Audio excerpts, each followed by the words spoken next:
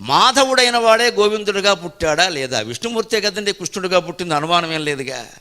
మరి కృష్ణావతారంలో కృష్ణుడు గోవులను కాశాడు కదా అని లక్ష్మీదేవి విడాకులు ఇచ్చిందా? నేనైతే ఎక్కడ చదవాలా. నువ్వు గోవులను కాస్తే ఎలా ఒప్పుకుంటావు? My husband should not do this అని ఆవిడ చెప్పలేదు. ఎక్కడ ఆవిడెంత అమాయకురాలంటే, ఈయన పెద్ద సింహం జంతువులా ఉన్నా సరే వచ్చి ఇక్కడ కూర్చుంది ఆవిడ. నారసింహ వపు శ్రీమాన్, విష్ణు సహస్రంలో చాలా ముఖ్యమైన నామాలి.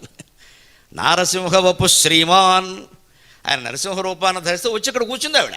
నాకు ఇష్టమేనయ్యా, నువ్వు ఏ రూపంలో ఉంటే మాత్రం నేను వదులుతాను ఇవిడ. ఎందుకని అమ్మవారికి పేరు ఏమిటి? నిత్యానపాయిని, ఎప్పుడూ విడిచిపెట్టదు.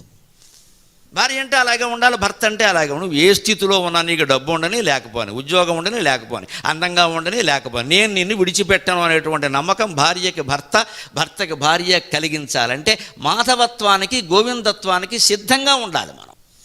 ఆయన మాధవుడైనా మంచిదే, గోవిందుడైనా మంచిదే. చిన్న ఉద్యోగం చేసుకోవాల్సి వస్తే గోవిందుడు అనుకుంటాను, ఏదో డబ్బు బాగా ఉంటే మాధవుడు అనుకుంటాను, రెండు విష్ణువే, గొడవ లేదు.